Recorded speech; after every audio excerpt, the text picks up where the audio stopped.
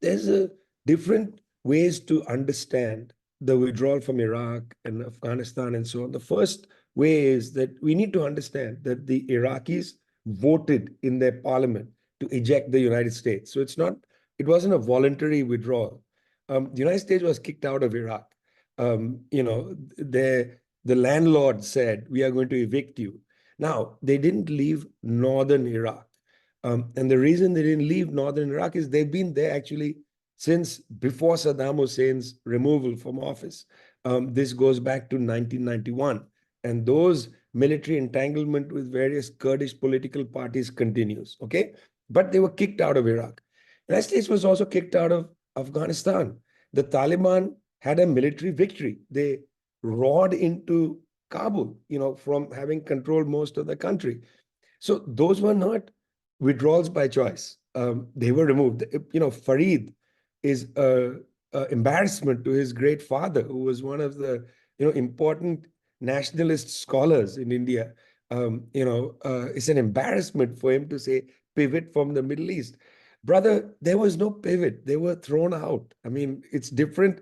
Pivot, suggests a choice. You made a choice, a strategic choice. You were ejected. Let's face the fact, okay?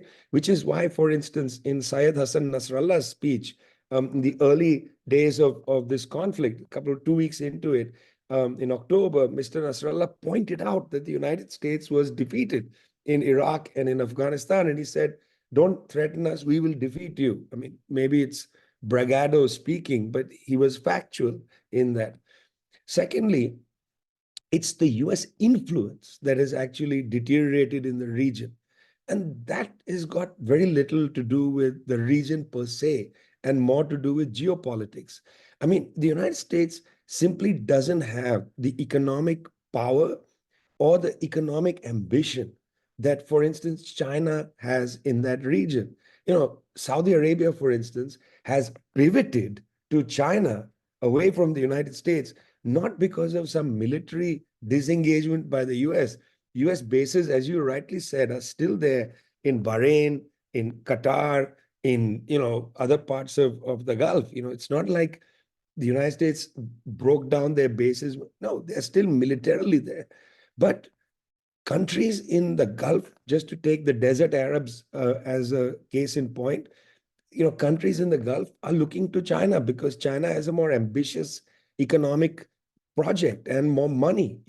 They are even looking to India, actually, rather than the United States. In fact, the deal that was cut, the Middle East, India, Europe corridor, which is now defunct, was not so much about the United States, but it was about the interest in India. India is an economy that's growing. It has its internal challenges, but there is economic growth. Mr. Gautam Adani owns the ports in Greece, in Haifa, and he has the ownership of the port in Gujarat, which would have been in that corridor. Adani owned at least 3 to 4 of the ports that were in that corridor. I often think it's not a Middle East, Europe, India corridor, but a Europe, Middle East, Europe, Adani corridor, because he would have been an enormous beneficiary. People don't realize he owns the port in Greece and in Haifa, not just the port in Gujarat. Anyway, these countries are pivoting away from the United States for economic reasons because of the lack of economic ability of the United States to drive an agenda there. So in that sense, it's not that you can say, well, the US has made some decision to disengage from the region. I don't think so. What's happened is a military defeat in Iraq, important defeat, or rather an ejection by the parliament, but a defeat in Afghanistan, certainly. A strategic defeat in Syria. They were not able to bring down the government of Bashar al-Assad, even though troops remain in northern Syria. It was a major strategic defeat because they were not able to, in a sense, create that corridor of US power that they wanted, put pressure on Lebanon. If the US had been able to overthrow Bashar al-Assad, they would have gone in and basically tried to clean out Hezbollah. And that would have created a big strategic opportunity for the United States. All of that wasn't available. They were removed from Iraq.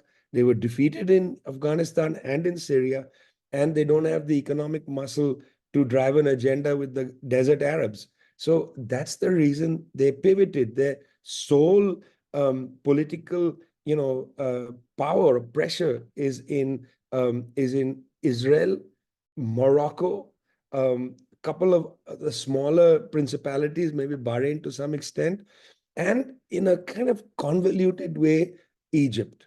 This is where the United States continues to have some, forward influence, but certainly Israel and Morocco, which is why Trump pushed the Abraham Accords with Israel, Morocco, and Bahrain. That was the axis of normalization with the Israelis. Very clear that that was the agenda, to strengthen those that remain, but everybody else is lost, including Jordan in some small way.